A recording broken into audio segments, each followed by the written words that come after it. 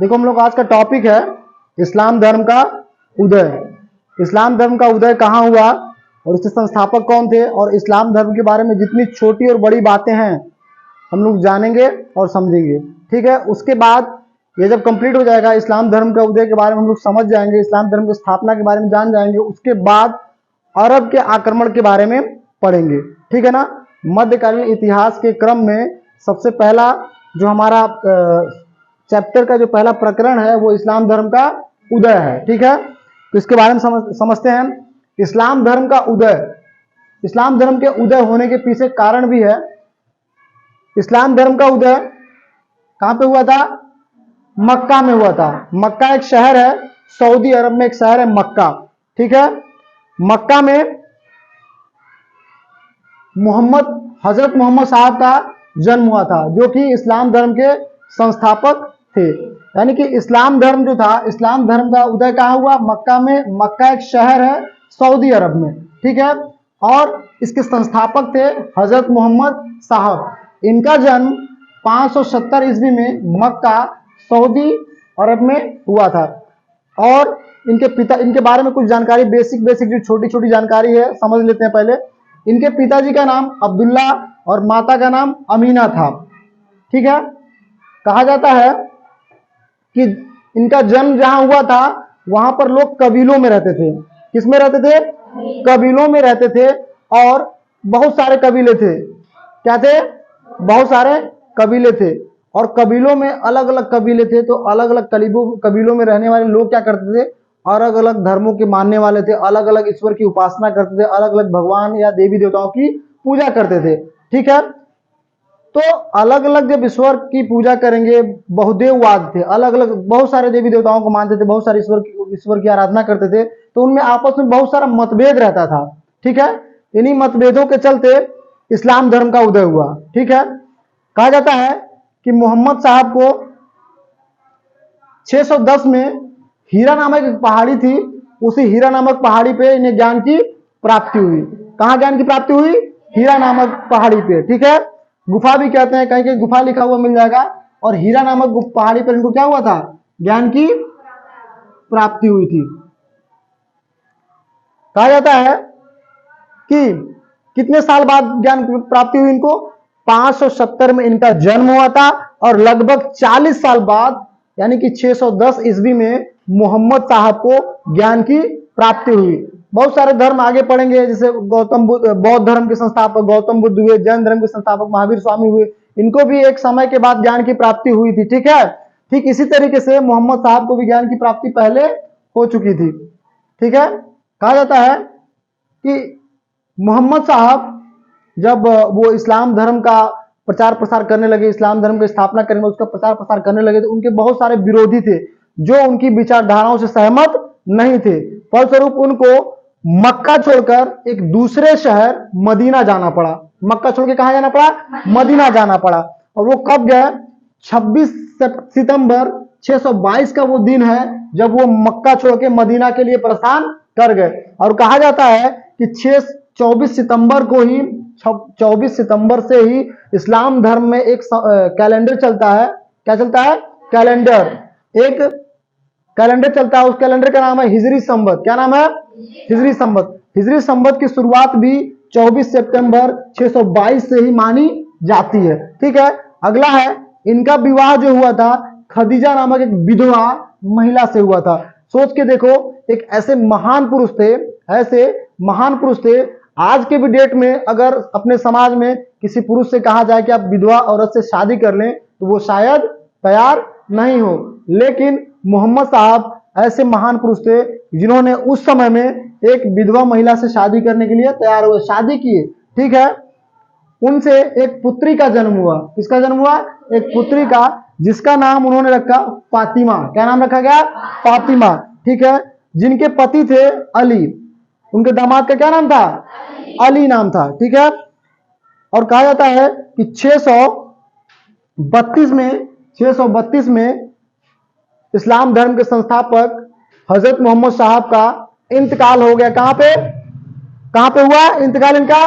Medina में इनका इंतकाल हो चुका था। ठीक है, और कहा जाता है कि जो इस्लाम धर्म का जो पवित्र ग्रंथ है, पवित्र ग्रंथ कुरान शरीफ, ठीक है। कुरान शरीफ जो है, कुरान शरीफ की रचना कहाँ हुई थी? मदीना में ही हुई थी, ठीक है। पैगंबर मोहम्मद साहब के उत्तराधिकारी, यानी कि जब पैगंबर मोहम्मद साहब का इंतकाल हो गया, जो इनके वंशज हुए, जो इनके उत्तराधिकारी हुए, ठीक है, जो इनसे संबंध रखते थे, ठीक है, जो इनसे संबंध रखते थे, वो क्या हुए? आगे चल के जो धर्म गुरु होते थे ना, जैसे कि पहले होता था धर्म गुरु, एक धर्म गुरु रहेंगे, उसके बाद जो उनकी मृत्यु हो जाती थी या उनका समापन हो जाता था, तो अगला जो आता था, जो उस पद को लेता था, वो धर्म गुरु कहलाता था, ठीक है। तो हजरत मोहम्मद साहब की मृत्यु के बाद उनके उत्तराधिकारी क्या कहलाए? एक नए नाम से जाने गए, खलीफा के नाम से। क्या नाम से जाने गए? खलीफा। यानी कि मोहम्मद साहब के जो उत्तराधिकारी थे वो क्या कहलाए अब? खलीफा। खलीफा यानी कि जो उनके धर्म प्रचारक हुए, जो उनके धर्म प्रचारक थे, इस्लाम धर्म का प्रचार प्रसार करते थे, जो धर्म गुरु हुए, वो क्या कहलाए? खलीफा कहलाए, ठीक है। उसके बाद एक पद जो बना, ये खलीफा जो पद बना, खलीफा पद शुरुआत में तो केवल धार्मिक कार्यों के लिए ही था, वो धर्म का प्रचार प्रसार करने के लिए बना, इस्लाम धर्म की अच्छाइयों को देश विदेश में फैलाने के लिए बना था, ठीक है। लेकिन बाद में चलकर ये राजनीतिक रूप ले लेता है। क्या लेता है? राजनीतिक रूप ले लेता है, और लगभग सभी देशों में अपना ये प्रभाव छोड़ने लगता है, ठीक है। आगे चल के इस पद को लेकर विवाद उत्पन्न हो गया। क्या हो गया? कुछ बुरे लोग भी थे, कुछ अच्छे लोग भी थे, तो मतभेद होने लगा मुस्लिमों में। क्या होने लगा? आपस में मतभेद होने लगा। फलस्वरूप क्या हुआ? इस खलीफा पद को लेकर इस्लाम धर्म दो भागों में बट गया। इस्लाम धर्म दो भागों में बट गया। एक था शिया। क्या था? शिया। एक जो समुदाय था वो शिया का था। क्या था? शिया। और दूसरा सुन्नी। क्या था? सुन्नी। शिया और सुन्नी दो भागों में क्या हो गए? बट गए। जैसे आप पढ़ेंगे आगे चल के, पहले पढ़े होंगे कि बौद्ध धर्म में क्या होता है। बौद्ध धर्म में भी बौद्ध धर्म दो भागों में बट गया था, एक हीनयान, एक महायान, ठीक। जैसे कि जो जैन धर्म है, आगे पढ़ाएंगे हम, प्राचीन जब इतिहास पढ़ाएंगे तब, जैन धर्म में भी जो जैन लोग थे क्या हो गए? श्वेतांबर और दिगंबर में दो समुदायों में बट गए, ठीक है। इस तरीके से खलीफा के विवाद को लेकर पूरा मुस्लिम समाज दो भागों में बट गया, ठीक है। शिया वो लोग थे, शिया वो लोग थे जो मोहम्मद साहब से सीधे संबंध रखते थे, मोहम्मद साहब से सीधे संबंध रखते थे, और उनके क्या नाम, उनके समर्थक थे। समर्थक तो दोनों थे, ठीक है, लेकिन जो शिया लोग थे उनके एक तरीके से कहें तो उनके वंशज थे, ठीक है। और उन लोगों का मानना था कि जो खलीफा होगा, जो खलीफा बनेगा, जो खलीफा के पद पे आसीन होगा, वो मोहम्मद साहब का वंशज होगा, ठीक है, मोहम्मद साहब का उत्तराधिकारी होगा। वो लोग चाहते थे अली क्या बने? अली, शिया लोग चाहते थे कि अली ही पहले खलीफा बने, अली प्रथम खलीफा बने। लेकिन सुन्नी एक विद्वान तबका था। क्या था? वो भी विद्वान तबका था, अच्छे लोग थे, सभी दोनों क्या थे? कोई बुरा नहीं था, सभी अच्छे थे। ये चाहते थे कि खलीफा के पद पे वही आसीन हो जो योग्य हो, और ठीक है, यानी कि सुन्नी का मानना था खलीफा के पद पर कोई भी बैठ सकता है, इसके लिए आवश्यक नहीं है कि वो मोहम्मद साहब का उत्तराधिकारी ही हो। लेकिन शिया लोगों का मानना था कि खलीफा के पद पर केवल वही बैठ सकता है जो मोहम्मद साहब के क्या हो? उत्तराधिकारी हो, ठीक है, समझ में आया? आगे चल के कहा जाता है कि इस पद पर सबसे पहला जो खलीफा बना था उसका नाम था अबू बकर। क्या नाम था? अबू बकर। और ये लंबे समय तक खलीफा पद चलता रहा, इस्लाम धर्म में लंबे समय तक खलीफा पद चलता रहा, ठीक है। अब इस्लाम धर्म की कुछ बातें समझ लीजिए इसमें। और क्या है? इस्लाम का मतलब होता है पवित्रता। इस्लाम का मतलब क्या है? पवित्रता, विनम्रता, शक्ति में प्रवेश। और इसके अनुयायी क्या कह रहा है?